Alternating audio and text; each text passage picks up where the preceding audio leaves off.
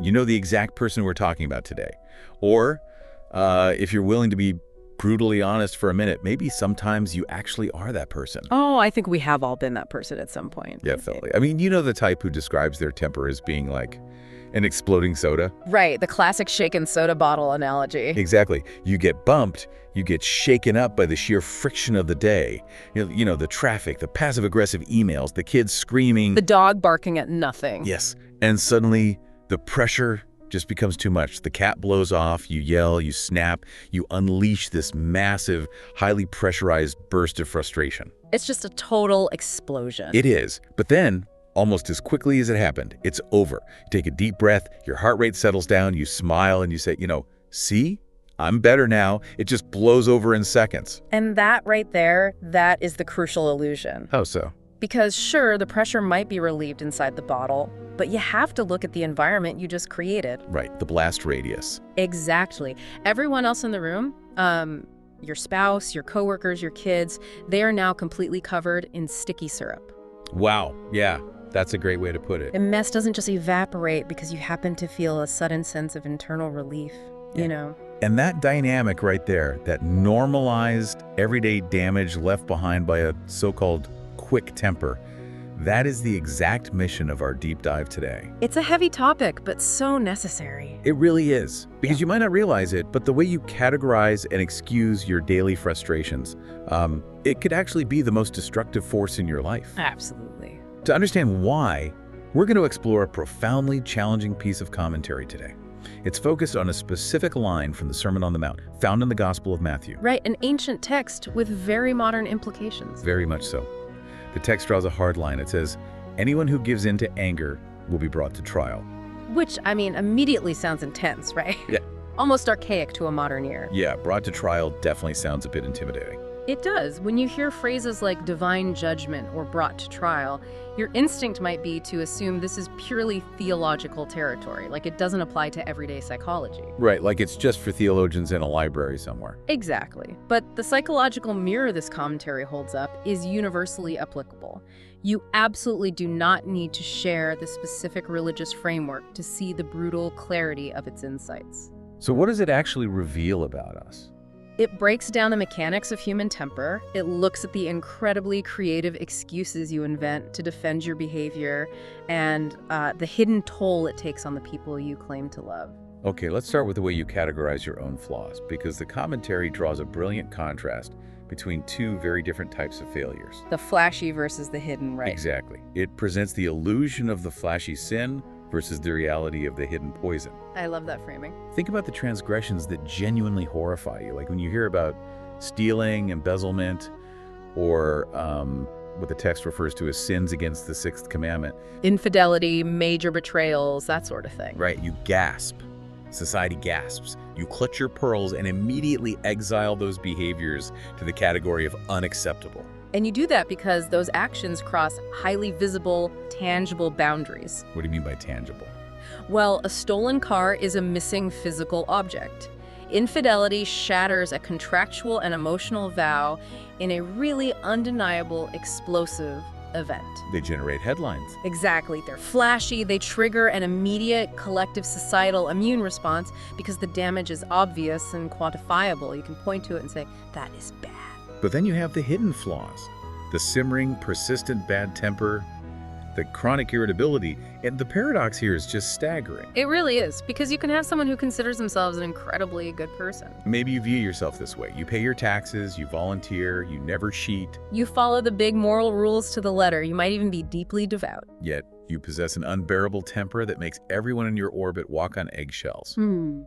You're technically good, but practically insufferable. The underlying psychology of that paradox is fascinating, honestly. How does that happen, though? How do we justify that disconnect? You use your adherence to the big, flashy moral rules as a psychological shield. It's a form of moral licensing. Ah, moral licensing. So, telling yourself you're already doing enough. Right. You tell yourself, look at all the major catastrophic mistakes I am not making. I'm a pillar of the community. I didn't rob a bank today. Exactly. I didn't rob a bank, so I'm a good person. Yeah. And you use that macro-level goodness to completely ignore the micro-level cruelty of your daily interactions. Wow.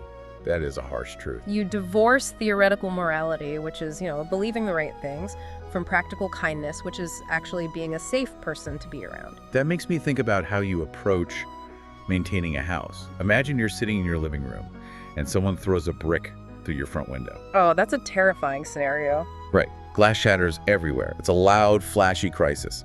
You immediately jump into action. You call the police. You sweep up the shards. You call a contractor to board it up. Because it commands your total attention. Exactly. But a bad temper. A bad temper is not a shattered window. A bad temper is a slow, silent termite infestation. Ooh, the termite analogy. That is so accurate. And you don't see it happening. There's no dramatic crash to wake you up, but day by day, sarcastic comment by sarcastic comment. Heavy sigh by heavy sigh. Yes. It is actively chewing through the structural support beams of your relationships. And that analogy captures the danger perfectly because a shattered window is an isolated event, whereas a termite infestation alters the fundamental environment. We change the whole house. Right. A chronic temper destroys the psychological safety of a home. It eats away at trust. The commentary points out that ideological soundness or piety does not grant you immunity from being toxic. It doesn't give you a free pass. In fact, if you feel morally superior because you avoid the flashy sins, your temper might actually be worse. Wait, really? Worse? Yeah, because you feel entirely justified in your anger. You believe your baseline goodness gives you the right to be impatient with everyone else's imperfections. Oh, wow. Self-righteous anger. You convince yourself, I'm only snapping at you because I know it's best and you're doing it wrong. I'm the good guy here. Why can't you just keep up? It is incredibly insidious. But let's pause and look at the actual mechanics of this. Because if you're listening to this, you're probably thinking, look, I am human. I get mad. Traffic happens. People are incompetent. We all think it. Right. So how do you actually separate the normal biological reality of human frustration from this toxic termite infestation the text is warning about? The text offers a vital distinction here, and I think it's actually quite liberating. It never claims that getting angry is a flaw. Oh, so it's not saying you have to be a robot. Not at all. In fact, it explicitly states that life is a collection of frustrations. You are not expected to be an unfeeling slab of concrete. Good, because that's impossible anyway. Right. When someone cuts you off in traffic, your amygdala is going to fire, your heart rate is going to spike. The initial spark of frustration is a hardwired physiological reality. So the feeling itself isn't the sin. No, the problem is not the feeling. The problem is the consent to the feeling. The consent, meaning what you do next. Exactly. The danger lies in what you choose to do in the millisecond after that spark ignites. The consent to the feeling.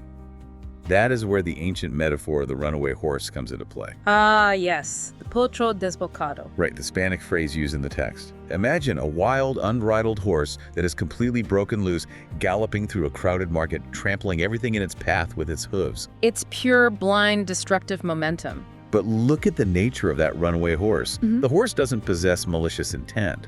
It's not plotting to destroy the farmer's fence or crush the merchant's cart. Right, it's just a frightened animal. It's simply acting on pure, unregulated panic and raw energy. But the destruction left in its wake is absolutely real, regardless of the horse's lack of intent. That is such an important point. Impact over intent. Exactly. When you consent to your anger, when you hand over the steering wheel of your behavior to that initial spike of frustration, you become the horse. You lose your humanity in a way. You do. You stop seeing the people around you as complex human beings with their own struggles, and you reduce them to mere obstacles standing in the path of your immediate release. And the countermeasure to this, according to the text, is found in the model of Jesus, specifically the quote, "Learn from me, for I am meek and humble of heart." Now, the word meekness carries a lot of baggage today, doesn't it? It carries a ton of baggage. For a modern listener, meek almost always translates to weak. Yeah, it paints a picture of a doormat. Someone who lacks a spine, someone who just lets the world walk all over them without ever speaking up. But the commentary completely redefines meekness. It strips away the weakness and frames it as a highly active, muscular virtue. Muscular virtue, I like that. It defines meekness as the specific power required to govern your anger. Meekness, in its classical and theological context, is power under control. Power under control. So applying it back to the runaway horse. Meekness is not taking a rifle and shooting the horse. Meekness is possessing the intense skill, the core strength, and the psychological discipline to hold the reins.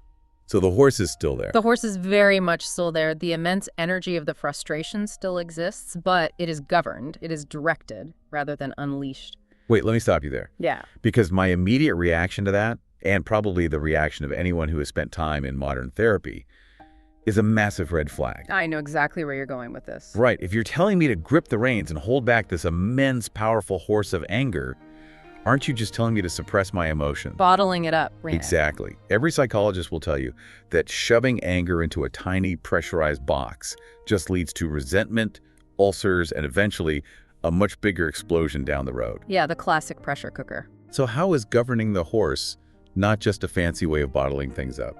That is the exact trap of modern emotional vocabulary, assuming that any restraint is suppression. But holding the reins is fundamentally different from pretending the horse doesn't exist. How so? What's the difference? Suppression is denial. Suppression is smiling tightly while you are secretly seething, refusing to acknowledge your own reality. Saying I'm fine when you're actually furious. Exactly. What the text is advocating for is regulation. You fully acknowledge the reality of the horse. You say, I am experiencing intense frustration right now. You validate the feeling. Right. But what the commentary calls cholera, or wrath, is the active choice to let that emotion dictate your physical and verbal actions. I see. You feel the annoyance, but you deliberately refuse to give that annoyance the authority to make you scream, slam a door, or belittle your partner. So it's the profound difference between experiencing an internal state and weaponizing that state against someone else. Precisely. And the commentary highlights a fascinating detail to illustrate this. It points to the specific warning in the Sermon on the Mount that even calling your brother a fool, the commentary uses the word imbecile. Right. Calling someone an imbecile. Yes, doing that makes you liable to judgment. Ask yourself why. Why is a single word treated with such gravity? Because it's an action. Exactly, because calling someone a fool is an external action. It takes the internal emotion of anger and forges it into a weapon to strike another human being. You're aiming the horse at them. You can internally process the frustration of someone making a mistake without verbalizing contempt for their core character. The damage, the judgment, lies in the expression, the outward manifestation that tramples the other person. Okay, so you have the initial spark, the biological response, you have the horse, then you face the critical intersection. Yeah. Do you grab the reins, or do you drop them and let it run wild? And that brings us to the excuses. Oh, the incredibly creative, often hilarious, in deeply self-serving ways you justify dropping the reins. The commentary dismantles these excuses with brutal precision. It really doesn't hold back. It forces you to look at the stories you tell yourself to validate your own toxicity. The human brain is an unparalleled defense attorney when it comes to protecting its own worst behaviors. Isn't it? Oh, you will perform astonishing mental gymnastics to avoid taking responsibility for your lack of emotional regulation. You really will. Let's dig into the first specific excuse the text targets, which brings you right back to the hook of this deep dive. Yeah. The exploding soda. Ah, the classic. I'm like a soda that explodes, but then it's nothing. I blow up, but I get over it quickly. You cause a massive scene, you raise your voice, you create chaos. And then 10 minutes later, you walk into the kitchen and ask what's for dinner as if nothing happened. Like it was just a passing breeze. The text response to this is staggeringly blunt. It essentially says, well, don't explode. And if you do, you must ask for forgiveness. It refuses to validate the explosion as a biological inevitability.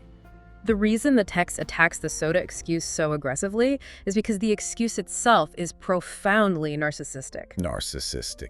How so? Think about the framing. The entire event is defined solely by the internal experience of the angry person. I felt pressure. I released the pressure. I feel better now. Oh, wow.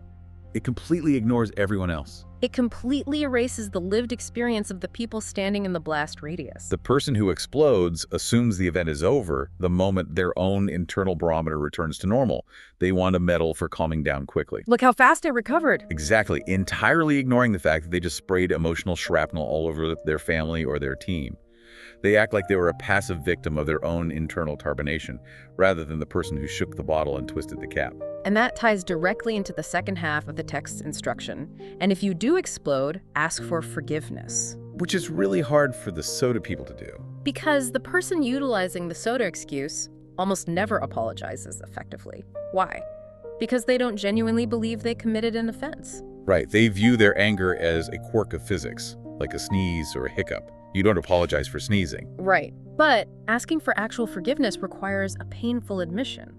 The explosion was not an inevitable natural disaster. It was a failure of your own self-control, and it inflicted harm on someone else. That transition from "I couldn't help it" to "I chose not to control it" is brutal. Now look at the second excuse the commentary exposes. I have a great character, except when people get on my nerves. The classic caveat. I am a fundamentally wonderful, generous person as long as the universe behaves exactly the way I want it to. And the reality check provided here is brilliant. The text points out a simple fact of human existence. People will get on your nerves. It's guaranteed. That is the definition of living in a society with other flawed human beings. Your true character is not determined by your baseline resting state. It is dictated entirely by how you behave when the friction occurs. It requires zero character to be pleasant while you're sitting alone on a beach reading a book. Exactly. Character is not forged, nor is it tested in a vacuum of convenience. You constantly try to define your character by your intentions and your peaceful moments, but consider how you evaluate anything else in the physical world. Give me an example. If an architect builds a bridge, and that bridge holds up perfectly fine when it's empty, but the structural supports collapse the second a heavy truck drives over it. You don't say, well, it's a magnificent bridge except when there is traffic. No, you say it is a fundamentally flawed, dangerous bridge. In the exact same way, if your kindness and patience evaporate the instant you are inconvenienced, you do not actually possess a kind character. You simply have untested patience. A bridge that only works when there's no traffic. It completely destroys the illusion. Yeah. Okay, let's move to the third excuse, and this one might be the most pervasive in modern culture. Let's hear it. That's just my character. Whoever loves me has to accept me exactly as I am. Oh man, you hear this constantly. You really do. Take me as I am, flaws and all.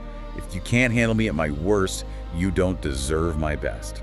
It's practically a cultural mantra at this point. But the commentary notes, with a sharp edge of dark humor, that while God may possess the infinite capacity to love you exactly as you are, Human beings don't. right, you are making it nearly impossible for the fragile human beings around you to love you, or even to simply tolerate your presence. To understand why this excuse is so toxic, you have to look at the psychological landscape of the last decade. You've witnessed a massive cultural movement toward authenticity. Yes, and while the original intent of that movement, removing shame and embracing vulnerability was positive, it has been deeply weaponized. Weaponized authenticity. You rebrand your lack of emotional regulation as being authentic. You snap at a coworker and say, "I'm just a passionate person." Or you say something cruel and defend it with, "I'm just being honest, I'm a straight shooter." You take your vices and spin them into virtues. You use the language of therapy as a get-out-of-jail-free card for being a bully. Precisely.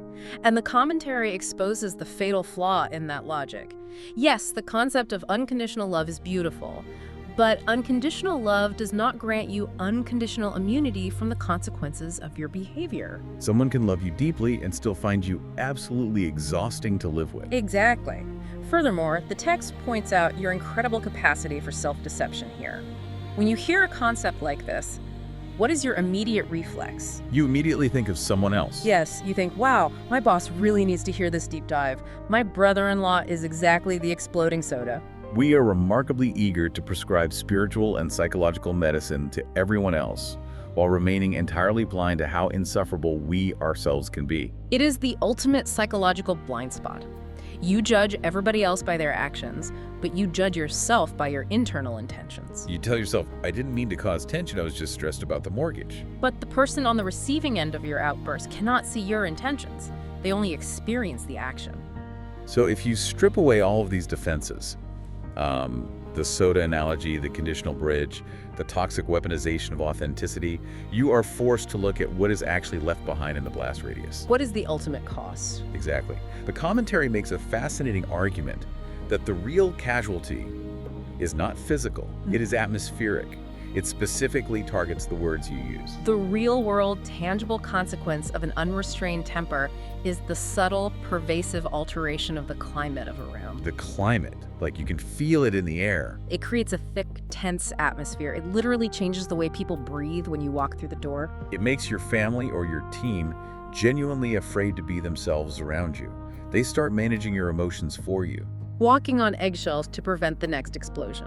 And the text specifically highlights a manifestation of this anger that is so quiet you might not even recognize it as anger. Right, because it's not always screaming or throwing objects. The commentary calls out the habit of constantly correcting others. Oh, that one stinks. Doesn't it? The tension that is created when you are always picking at people, always pointing out their minor flaws, always needing to have a last word. Always ensuring everyone in the room knows that you know better. That chronic need to correct is just another form of the runaway horse. It is a low-grade chronic hostility. It is the termite infestation you discussed earlier, constantly chewing at the foundation. It's exhausting for everyone else. When you constantly correct someone, you are not helping them. You are communicating contempt. You are sending a relentless, subtle message that says, you are fundamentally incompetent and I am superior. And over time, that steady drip of contempt destroys affection entirely. The ultimate warning of this passage, that giving in to anger brings judgment, is rooted in a profound theological and humanistic baseline. Which is? You do not have the right to harm or destroy anyone. You are explicitly forbidden from breaking the people around you, especially using language as your tool. But why language? The text specifically zeroes in on destroying people with words. It brings up the judgment tied to calling someone an imbecile. Right. Why does the author highlight vocabulary as the primary weapon of destruction, rather than physical violence? Connect this back to the very beginning of the deep dive, to the concept of the flashy sin. Okay, physical violence is the ultimate flashy sin. Exactly. If you strike someone, there is a bruise, there is a broken bone. There is undeniable physical evidence of the transgression, and society immediately and universally condemns it. But verbal violence? The snapping, the harsh, unsolicited corrections, the deployment of sarcasm to belittle your spouse in front of friends, calling someone a fool that leaves entirely invisible scars. You can't take an X-ray of a shattered sense of self-worth. You cannot put a cast on a broken spirit. Because the damage is completely invisible to the naked eye, it is infinitely easier for you to deny it, to minimize it, and to excuse it. You grow up hearing the rhyme, "Sticks and stones may break my bones, but words will never hurt me," and man, it might be the most dangerous lie you ever internalize. It's a profound lie. Words are the architecture of reality. The architecture of reality, I like that. The words you use construct the environment the people around you have to live in. The commentary is asserting that you have a fundamental, inescapable responsibility to the people in your life. You have a duty not to create a toxic, polluted emotional environment just because you refuse to do the hard work of regulating your own internal pressure. You do not have the right to make your internal stress everyone else's external nightmare. So let's pull all these threads together. We have covered an immense amount of ground today. We really have. You started by confronting the uncomfortable reality that your hidden tempers, the termite infestations of your character, are likely your most destructive flaws. Far more damaging over time than the big, flashy moral failures you usually obsess over. You examine the anatomy of anger, understanding the critical difference between experiencing the inevitable biological spark of frustration and actively consenting to let the runaway horse loose to trample the people in your way. You also took a hard look in the psychological mirror and dismantled the exploding soda excuse. You recognized that rebranding a lack of self-control as authenticity does not change the reality that you are leaving a sticky, toxic mess for everyone else to clean up. You confronted the fact that your true character is defined exclusively by how you act when the bridge is under traffic, not when you are perfectly comfortable alone. And finally, you looked at the invisible collateral damage of your vocabulary. The reality that snapping, constantly correcting, and fostering a tense atmosphere is a form of slow, deliberate violence against the people you claim to care about the most. It's sobering. It is. So where does this leave you? What is the final call to action? The commentary offers a profound invitation to actively restrain that anger and to view that restraint as a deliberate sacrifice. To choose, in the moment of friction, to govern the horse to keep the cap on the soda. And to actively sow peace in your immediate surroundings instead of tension. It is about taking radical responsibility for the emotional climate you create. It requires a massive paradigm shift. You have to move away from a defensive posture. Where you ask, how can I justify my anger? How can I prove I was right to be mad? And move toward a proactive, protective posture, asking, how can I protect the psychological safety of the people around me right now? That is the shift. So you're going to leave today with a direct challenge. I love a good challenge. The next time you feel the pressure building, The next time the traffic comes to a dead stop, or the email from your boss is unbelievably condescending, or the house is chaotic, and you feel that carbonation rising in your chest. We all know that exact feeling. The exact millisecond you are about to pop like a shaken soda, stop and ask yourself one simple question. Who is the person that is going to have to clean up this sticky mess? That's a powerful question. What if your greatest achievement today isn't finding a magical way to never feel angry because you're human and that is impossible? It is. But what if your greatest achievement today is simply choosing to keep the cap on?